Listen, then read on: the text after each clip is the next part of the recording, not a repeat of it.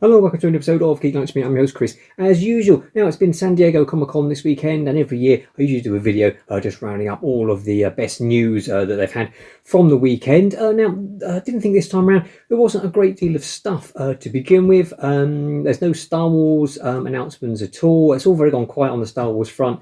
I know we're meant to be getting the Mandalorian and Grogu movie, which is meant to be filming shortly, but with Pedro Pascal just about to start filming on Fantastic Four, which we'll go into in a little bit. I'm not quite sure what's happening there. Obviously, presumably if it's going to be, they could do the last, like they did with the last season of Mandalorian, is just he was never on set and literally just did the voice. So depending on if they go that way and have him not taking the helmet off, I suppose that could still go ahead shortly. But yeah, there wasn't much coming. There was a new trailer for Rings of Power, Amazon's Lord of the Rings series, which I really enjoyed season one. I know some people had issues with it, but I thought it was better than the bloated Hobbit trilogy. I thought his look fitted very well with Peter Jackson's original movies. The trailer looks great. I got a Balrog, giant cave trolls, Shelob, Ents, all sorts of stuff. The show's creator said the other week that there's like far more battles and lots of action going on.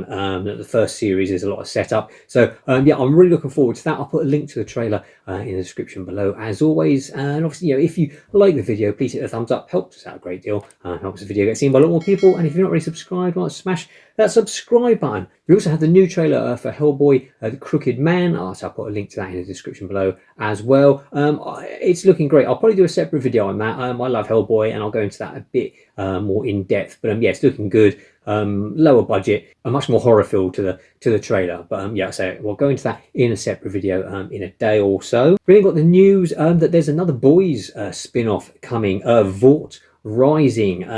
It's a prequel set in the 1950s about the beginnings of the Vought Corporation, starring Soldier Boy and Stormfront, if you remember the Nazi woman from the previous season of The Boys. So looking forward to that. Absolutely love The Boys. Anyone who's seen the absolute depravity and beautiful violence from the last season that's just finished. And we've got a fifth and final season to look forward to, plus obviously the second season of Gen V is currently in production as well. So that was everything that caught my interest. And I thought, okay, Marvel has its big panel. We'll see what they've got to say. So it sort of started off with things, we already knew about.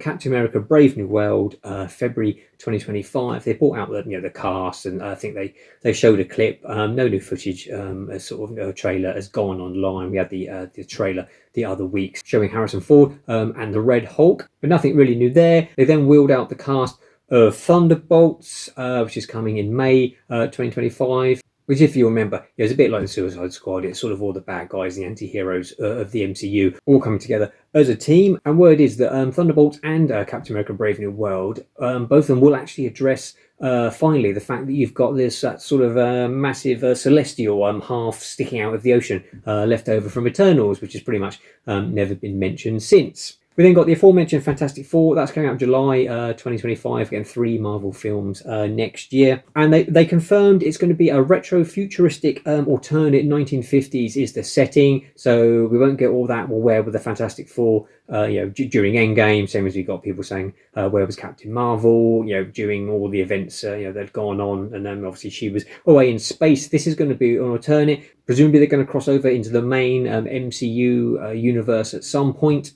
They did announce that the full title is The Fantastic Four First Steps. As I say, that's July 25. So up until this point, not really a lot of new stuff that we didn't already know. Kevin Feige then announced probably one of the worst kept secrets, this has been all over the internet for weeks, is that the Russo brothers are coming back to direct the next 2 Avenger movies. The Russos, as I'm sure you'll know, directed Captain America, Winter Soldier, Civil War, Infinity War and Endgame. So it's sort of no surprise at all really that Marvel are going back to that well. Everyone knows that the MCU has gone downhill a bit since Endgame. They've had a few big movies making sort of $1 billion or close to, and I'll go on to the latest one at the end of this video. Yeah, it seems an absolute no-brainer. You know, they've gone back to, you know, their two most successful directors and have tapped them for the next two Avengers movies. So on to the really exciting and surprising news. Well, not so surprising. Obviously, they announced that Avengers Secret Wars is coming May 2027. This we already knew. This, you know, this has been announced at previous Marvel presentations.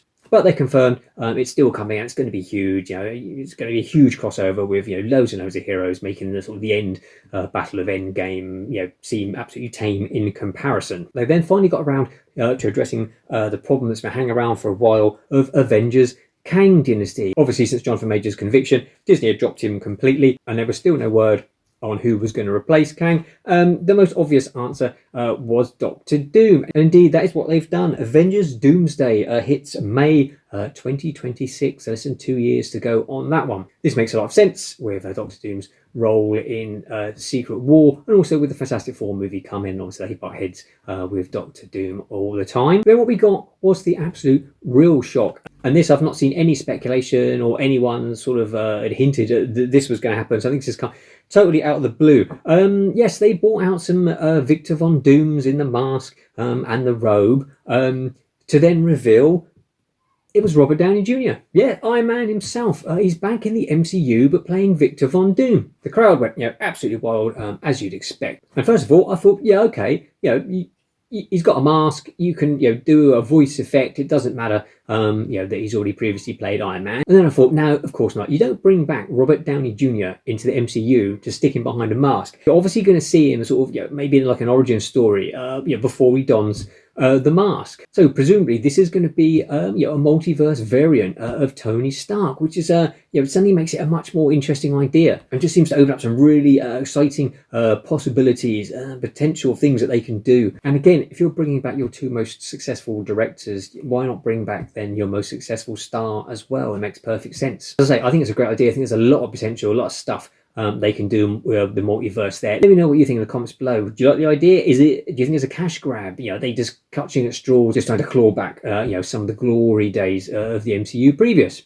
As I say, we will find out in May 2026 with Avengers Doomsday. So just one other point I wanted to bring up was literally just read Deadpool and Wolverine, which of course opened this weekend, has brought Marvel back to those winning ways already. $438 million in its opening weekend worldwide, the biggest opening weekend of an R-rated movie of all time. We knew it was going to be big, and certainly it you know, has surpassed all expectations. Probably easily going to top $1 billion when all is said and done. It's the only movie Marvel got out at the cinema this year, and it's obviously going to be absolutely huge. So let's hope the film releases next year can keep it up. And Captain America Brave New World, it's had a hard birth. It's been apparently reshot quite extensively, new characters brought in, and of course it's going to be really interesting to see, do people take to a Captain America movie now without Chris Evans?